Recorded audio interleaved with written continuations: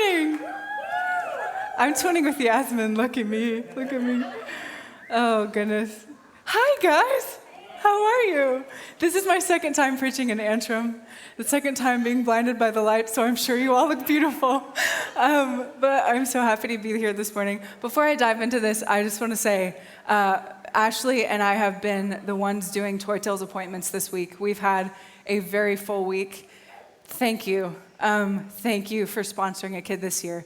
We have had people, so many people just sitting there and saying, I truly don't know what I would do this year. As well as, we've had people come in and just sit with us and just like, I haven't felt peace like this all year. So it's just been this beautiful opportunity to just love people and bring Jesus to them. So thank you, seriously, so much. Round of applause for you guys. Thank you, thank you, thank you. I'm excited this morning, you guys. I'm really loving this series. It's called Watchmen on the Wall. I think Richard opened this up and John did as well. But essentially just the premise of this is we're watchmen on the wall, ready for what's coming, ready with the Lord for what's coming, ready to respond. And so this week I have the privilege of talking about Esther. Esther, ever since I was a little girl, has anyone ever seen the VeggieTales Esther? Anybody? Okay. And when the king noticed her because she sings and she was fabulous, I was like, I've never wanted to be a vegetable more in my life. So, so she's been a role model of mine since I was little.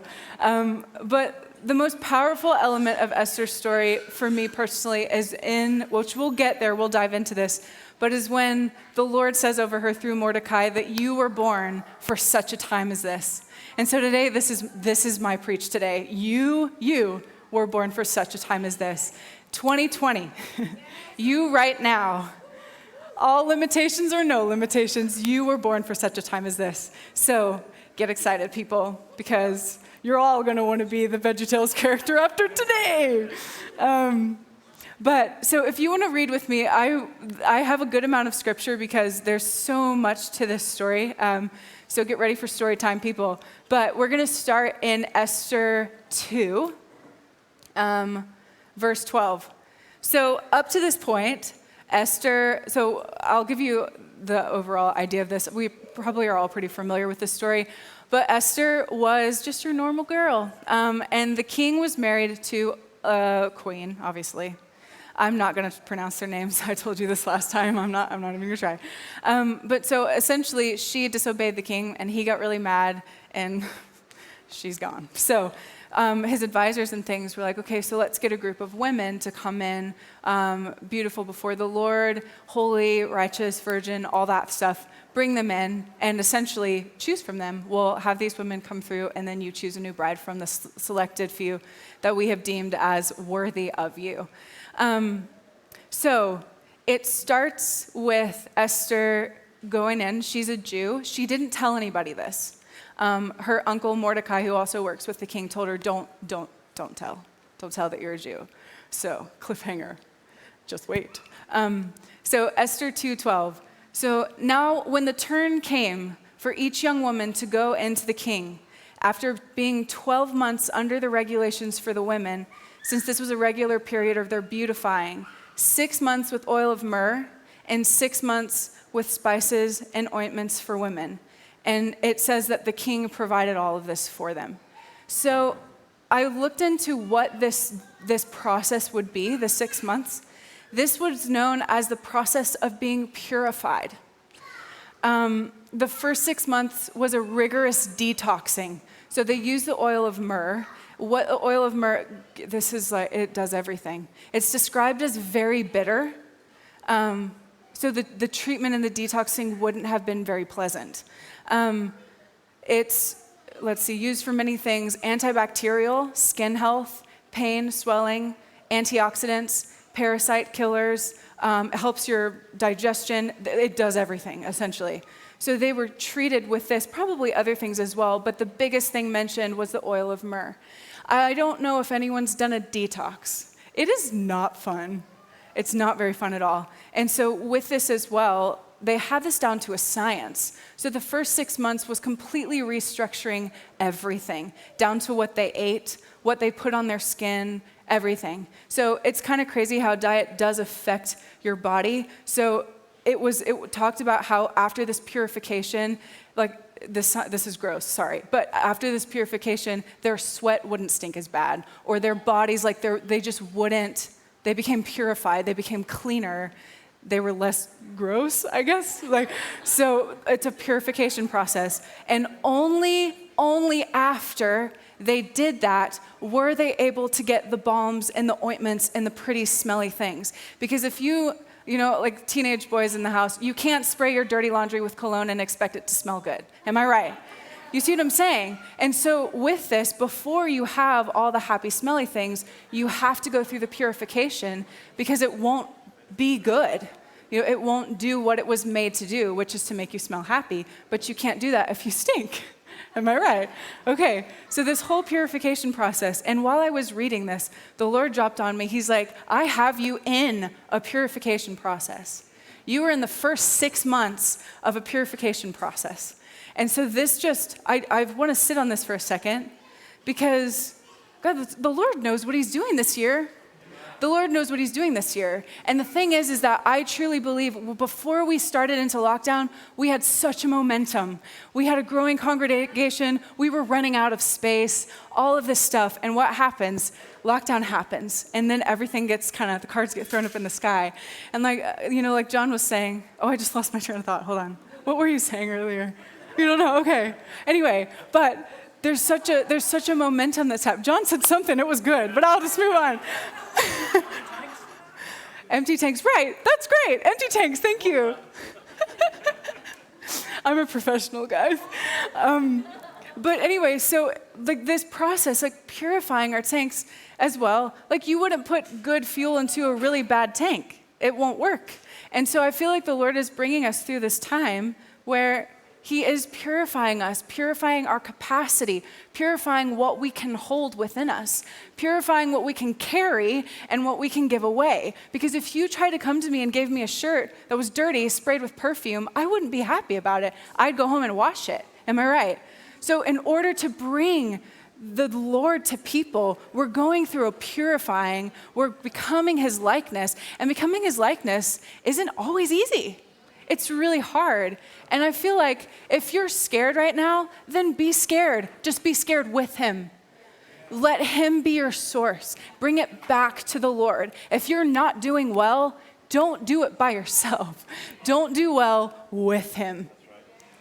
We're going through a purifying, and I am excited about this because is so many examples in the Bible. The Israelites had to go through the desert before they got to the promised land. So many different things. But what happened? The Lord quite literally purified them. And what was difficult with the Israelites is that so many people were so hardened that they had to wait 40 years for people to die off before they could get into the promised land. That's not going to be us, okay? That is not going to be us. So God is bringing us through a purification, and it's not always easy. This year, we have the most limitations on us since forever. And this year, I've actually realized how American I am being here. I'm like, I'm not used to being told what to do. And so, but you know what? The thing is that this year it's been a year where everything has happened and nothing has happened, nothing has happened, but I've also felt the transformation of the Lord this year like I've never experienced in my life. And as we had such a momentum in the beginning of this, and then lockdown happened, I think all of us were disappointed, because things were going and things were happening only to be stopped. But what are you going to do? What are you going to do to be the church when everything stops? You're going to pray, spray your perfume on your dirty shirt and pretend like you have it together? No. God is purifying us. God is purifying us, and it's so necessary right now. Maybe difficult, but necessary. And it's so important that we understand that things come up so that they can be dealt with. Things come up so that we can be dealt with, so that we can be given the more later. And so I was so convicted this year with the Lord saying, don't despise this time. don't despise this time, because if you think about it, no one alive on the earth has experienced a pandemic, and the likelihood of us experiencing it again is pretty slim. So what are you doing right now? We're never going to get this time back. And my mother, my wise mother, she was like, well, rest up, because you probably won't get a chance to rest up this year again like this. And I was like, yeah, that's a good point. But what's crazy is that I've needed this year to rest, because the Lord's been doing so much inside of me. So don't despise this time, because once we're on, I don't even know how many months it's been now of purification. It was only 6 months for Esther, but we have to get ourselves ready for the beautifying season that the Lord will bring us into after this. For the beautifying season, for the season where he gives us the more, and the season where he builds us up higher than we've ever been. But what's cool is that in order to build, you have to make sure you have a solid foundation, and the Lord is fixing your foundation this year. He's in this. Purification. And what's cool, I mentioned this earlier, but the king provided everything that Esther would need for this process. Your king is providing everything you need for this process. Your king is providing everything that you will need to get rid of all of the toxic. There's so many things that this fights, this oil of myrrh. If that's just an oil, you have God. He's going to provide everything that you need to be purified, but also to be raised up and beautified later. So we need to lean into what he's doing right now. And I feel like I talked about this a little bit last time I preached, but I really feel this is so important, because we won't get this time back. And I want to look back on this year and say that I stewarded it well, because this year will reflect how next year looks. So first 6 months, not so fun. Next 6 months, good amount of fun. Let's see. So what I'm going to go into some points right now. The purification soapbox is over. But I want to go into some points, and my first point is that God was setting them up for success. God is setting you up for success. I want to pull from Esther in this to show how God was in fact doing this. So Esther 2, we're going to go to verse 19. It says, "Now when the virgins were gathered together the second time, Mordecai, who was her uncle, by the way, was sitting at the king's gate. Esther had not made known her kindred or her people, as Mordecai had commanded her, for Esther obeyed Mordecai just as she was brought up by him. In those days, as Mordecai was sitting at the king's gate, Bithan and Teresh, two of the king's eunuchs, were guarding the threshold, and they became angry and sought to lay hands on the king. And this came to the knowledge of Mordecai, and he told Queen Esther, and Esther told the king in the name of Mordecai. When the affair was investigated and found to be so, the men were both hanged on the gallows, and it was recorded in the book of Chronicles in the presence of the king."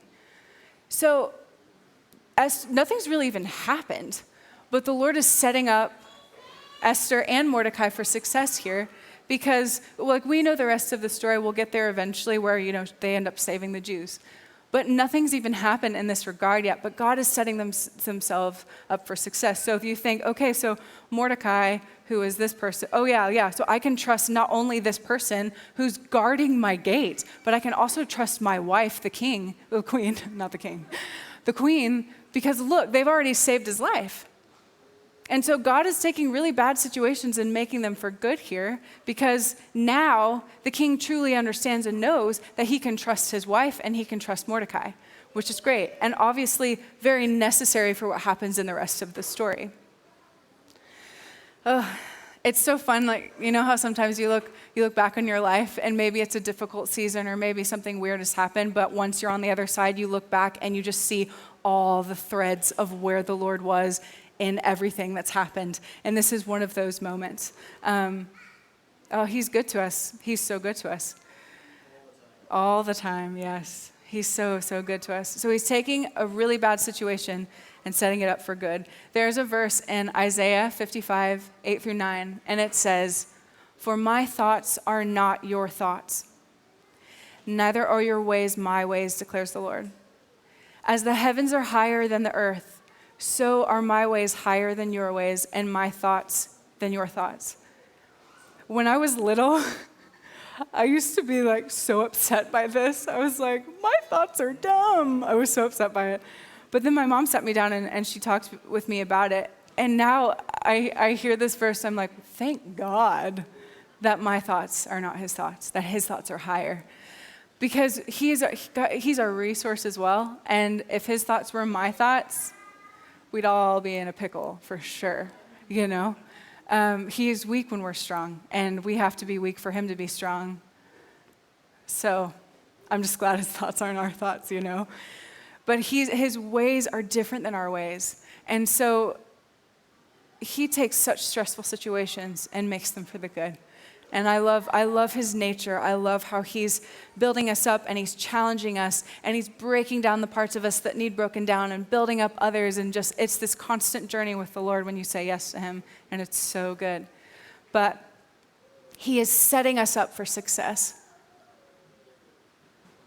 So we're going to skip to Esther 4.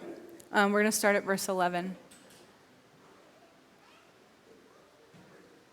So at this point, so we're going to introduce Haman. There's so much to the story. Go home and read it. I'm not going to read the whole thing because it's just a lot. But so to surmise what's going on, Haman was a man, one of the officials that the king promoted to basically his right-hand man. Haman does not care for the Jews.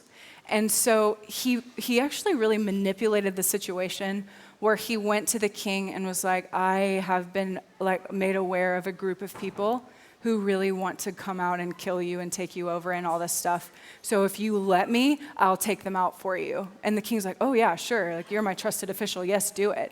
Not necessarily realizing that this is this entire people group, but gave it to the hands of Haman. So Haman is carrying out this thing because he has prejudice against the Jews. And so this was a sneaky way that he was going to take them out. So this happened. So obviously we have Esther, who is a Jew. So if this was carried out, she technically would have been taken out as well as her uncle Mordecai too. So this is a massive tragedy. Like, people just essentially waiting for the day that all of their friends and family will be completely massacred, just waiting for it. So not a very fun time in this city. So yes, Esther 4:11 says, all of the king's officials and people of the royal provinces know that any man or woman who approaches the king and the inner court without being summoned to the king has but one law. They will be put to death unless the king extends the gold scepter to them and spares their lives. So Esther is saying this to Mordecai, just so everybody knows. 30 days have passed since I was called to go to the king. When Esther's words were reported to Mordecai, he sent back this answer: do not think that because you are in the king's house, you alone of all of the Jews will escape. For if you remain silent at this time, relief and deliverance for the Jews will arise from another place, but you and your father's family will perish. And who knows but that you have come for your royal position as you do. When this is done, oh, sorry, I just skipped it. And who knows but that you have come to your royal position for such a time as this. For such a time as this. So the situation is, she's a Jew. She hasn't told her husband. Her husband's about to kill a ton of people. She has to go before him and could be killed on the spot if she goes before him without being summoned. And so based on this correspondence with her and Mordecai, she's scared. She's so scared because instead of instantly responding and saying, yes, I got this, I'm doing it right now, she goes back to her uncle and says, yeah, but if I do this, I will die.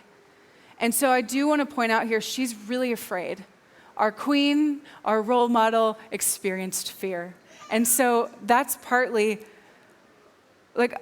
that's what I'm saying is, if you're going to be afraid, do it with God, because God still made this go for his glory. And she was scared. And so she says that back to him. Mordecai tells her, don't think that you'll be spared. Perhaps you've become royal at this time for such a time as this. You were the appointed one to do this. And what I love, though, that Mordecai is communicating here is he said, if you remain silent at this time, relief and deliverance for the Jews will arise from another place. but perhaps you were born for such a time as this. I really love that because he still has faith in the Lord that even if it's not now, he still will come through for them. He still will come through for them because he always does. But I love that Mordecai said here, he's like, I have faith that God will save us regardless, but I have even more faith that he will save us right now because you were appointed for right now. Ooh. So Esther sent this reply to Mordecai, go gather all of the Jews who are in Susa and fast for me. Do not eat or drink for 3 days, night or day. I and my attendants will fast as you do. When this is done, I will go to the king, even though it is against the law. If I perish, then I perish. So Mordecai went away and carried out all of Esther's instructions. Second point, God has appointed us for such a time as this. God has appointed us for such a time as this. This appointing could have costed her her life. But her yes completely surrendered her life to the Lord. Was she afraid before she made that decision? Yes. Was it hard for her before she went into that? Yes, she did, but she did it. She responded to the calling of the Lord. And I love how Jesus puts people in her life because she was going to say no, but with Mordecai encouraging her and calling that out within her, she realized her calling and she said yes. Well, I am here to tell you that you were born for such a time as this. You were appointed for such a time as this. You have what it takes for such a time as this. And get ready for the blessing, because I really do believe the purification season is about to end, and God is about to lift us up. And oh goodness, we got to get ready for it. We've got to be those watchmen on the wall that see it coming from a mile away and respond before it even gets here. How are you stewarding this time? All right, so Esther ends up going before the king, and she kind of chickens out a little bit again, which I think is great because how human. But she ends up inviting the king and Haman to a dinner. So they come to the dinner, and Esther essentially tells the king, so there's a plot against my people. And the king gets really angry, and he's like, who would do this? Who's coming up against not only my wife, but her people? Who is it? And plot twist, it's Haman. So the king gets really angry, and he kind of storms out for a minute. And Haman comes up to Esther and is like on her lap, essentially begging for his life. And the king walks back in while he's doing that. It did not go over well. So he's like, not only have you tried to kill her, but you're like assaulting her. He's done.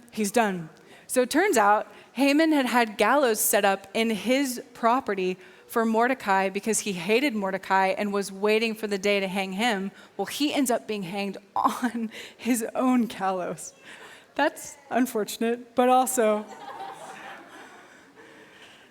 isn't that ironic, And so then the same day, the king, so we're at chapter 8, sorry. So the same day, the king gave Queen Esther the estate of Haman, the enemy of the Jews. And Mordecai came into the presence of the king, for Esther had now told the king that he was related to her. The king took off his signet ring, which had been reclaimed from Haman, and presented it to Mordecai. Wow. Isn't that just like the Lord makes what's a bad situation and puts it for good? The man who was a Jew who would have been killed is now promoted to the second level of the king. He's setting us up for success. Esther appointed Mordecai over Haman's estate. Esther again pleaded with the king, falling at his feet and weeping. She begged him to put an end to the evil plan of Haman, which he had devised against the Jews. Then the king extended the golden scepter to Esther. If he extended the golden scepter, it essentially meant, I'm not going to kill you. I'll listen to what you have to say, ultimately, which is graphic, but that's what I learned. And so he extended his scepter, and she rose and stood before him. She said, if it pleases the king, if he regards me with favor and thinks it's the right thing to do, and if he is pleased with me, let an order be written overruling the dispatches that Haman's destruction of my family. The king replied to Esther and to Mordecai the Jew and said, because Haman attacked the Jews, I have given his estate to Esther. And they have, this is so graphic, they have impaled him on the pole he set up. Now write another decree in the king's name that on behalf of the Jews, as it seems best to you, seal it with the king's ring, for no document written in the king's name and sealed with his ring can be revoked. So not only was this people group saved, but they are walking in the authority of the king that no one can fight against. You get where I'm going here? Okay? She was purified. She saved the king's life. She was really, really afraid, chickened out a couple times, but ended up still saying yes to the Lord's calling on her life. And not only was she listened to and didn't die, but she now walks in the authority of the king's power. She has the ability to stamp something with his ring that can't be broken. Why? Why? Because she said yes to her calling, because she knew the Lord set her up for success. She knew that she was appointed for a time of this, and even though it took her a few times of working through her own fear and her own issues, she said yes to the King of Kings, and in turn walked in his authority. That's so powerful. And that's what the Lord wants for each of us. That's what the Lord's calling for each of us. That's what the Lord's made available for each of us. Esther 8:15-16 says, the city of Susa held a joyous celebration. For the Jews, it was a time of happiness and joy, gladness and honor. In every province and in every city to which the edicts of the king came, there was joy and there was gladness among the Jews with feasting and celebrating. So my last point is God is working things for his glory and for our good. He's working things for his glory, but for our good. When I first went to Bethel, I showed up. I was a small church person, grew up pretty isolated, and so when I went to Bethel, it was like Disney World. You know, friends, resources, people, leaders, people to teach you how to do things, skills, resources, you name it, they have it essentially. And the first thing that happened when I got there, I remember stepping in on my first day and being like, yes, God's finally going to use me. People are going to realize how great I am. I think I'm great. I don't know. You know, I'm going to have a chance at something. And you know what the Lord told me? He said, for the entirety of this year, no one will see you. For the entirety of this year, you will be on your face. For the entirety of this year, nothing that you want will happen to you. You are to do nothing at all. I don't like doing nothing. And so I was heartbroken. Like, I was genuinely heartbroken. I was like, I thought I was finally going to be seen and, you know, get these opportunities. And the Lord was like, no, you're going to lay on your face and you're going to cry. And I was like, why? He's like, because you haven't ever let yourself cry. And I was like, okay, well, that's great. And so the whole year, like, I couldn't get a job. I went to go, Reading is a very small town, and it's very difficult to secure a job. So if you're going to Reading, you need to plan on going without having a job at all, because it's a very small town with just an influx and outflow of people. So, but, you know, I had a connection. I was about to go for one, and I went to pull up, you know, we call it resumes here. I don't know how it translates here, but pull up my resume. CV. Yep. And I don't really deal with a lot of anxiety. Like, I got so anxious that I felt like I was going to be sick, which never happens to me. And the Lord was like, I told you, you're not doing anything. I was upset about it. But for the whole year, I realized after it that I was begging God to give me his anointing and to give me his power and to let me walk in this, but I would have been crushed by it. I was so broken. I would have been crushed by the anointing. I would have been crushed by his favor because I didn't know how to hold it. It would have been that pretty perfume on a nasty shirt. And he knew that. I didn't, but he knew that. And I kid you not, that was one of the hardest seasons of my life. But that is what's brought me to this moment. That's when it all started. And so the Lord is making all things for his glory, but also for your good. I know now that without that purification process, that year of just grieving with the Lord and getting honest with him and with myself, I wouldn't be able to hold what he has for me. And I didn't know it at the time, but it would have hurt me more than it would have been better. Because if I had made any mistake at all, I would have been devastated, crushed, taken it all on internally, fallen apart in a hot second. Now, if I make a mistake, John's just like, bad. And I'm like, yeah, you're right. Okay, what do I do? You know, like he's setting us up for good. He's setting us up for good. And yeah, like without that, without getting rid of the things we need to get rid of, we can't hold what he wants to give us. There's a quote by A.W. Tozer. If you haven't read A.W. Tozer, I encourage you to do so. And he says, how completely satisfying to turn from our limitations to a God who has none. I love that he uses the word satisfying because it's not too much, it's not too little, it's just satisfying, it's just right. And this year we have more limitations on us than any of us have known in our lifetime. But we serve a God who doesn't have any. And he's our source. He's setting us up for good. He's appointed us to such a time for this. And he's saying, I have no limitations at all. And I've chosen you, and you were born for such a time as this. So a lot of the times when we hear you were born for such a time as this, we think it's all up to us, and then we try to figure out how we can do our best to make it happen, which was me that year I told you about, which might be you right now. And if it is, don't despise it. That's the thing that I learned so profoundly. It's like, I hate where I'm at right now because I want to be doing this, but the Lord's like, you can't despise this though, because without this, you will not get that. And if you despise, like, how does it make any sense to despise what the Lord is doing right now? The Lord's doing it. Who are you to despise what he's doing? And that may seem obvious, but it's easier to do that than we think that it is. And so when we align ourselves with what he is doing, and we say yes to what he's doing now, he will take us farther and take us farther and take us farther. But we can't despise where we start, because half the time we're despising ourselves with it, and he wants to use you.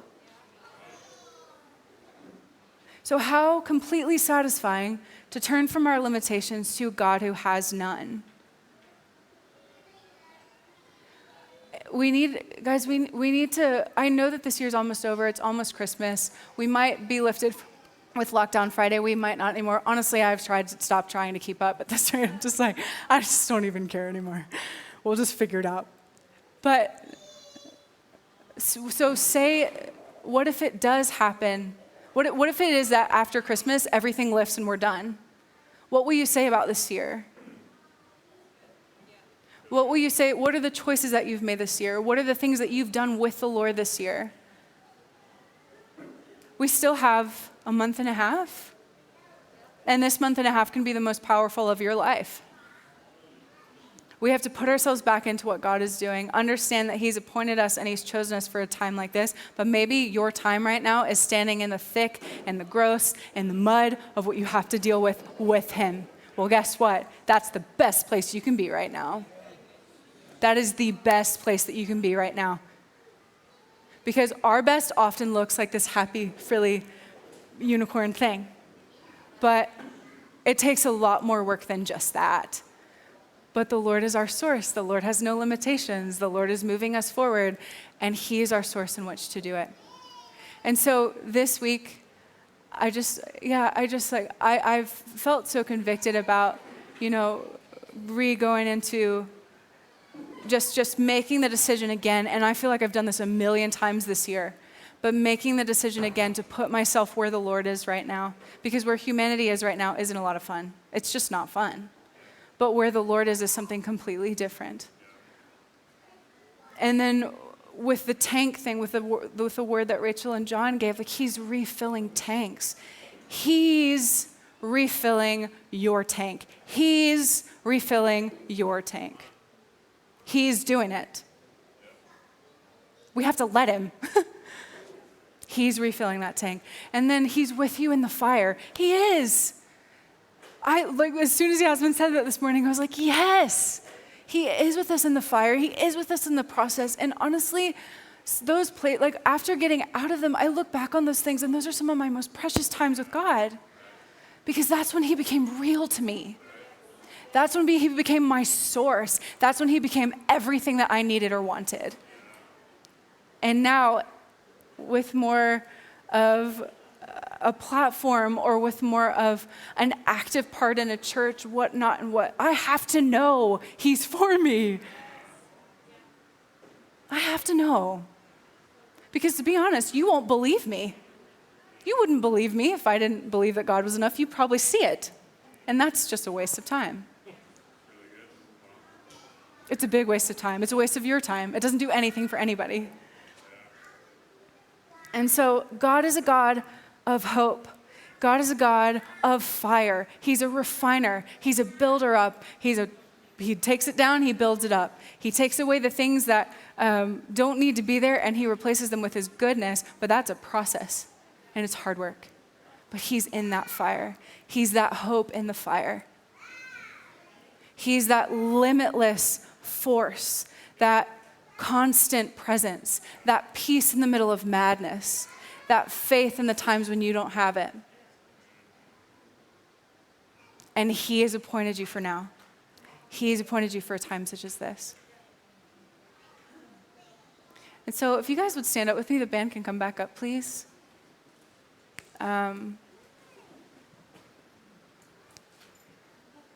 My goodness, does God love you? Oh, does Jesus love you? He loves us unconditionally. He loves us limitlessly. There's nothing he wouldn't do for you. His love doesn't have an agenda. His love doesn't have hidden motives. His love is purely for your good and for a relationship with you.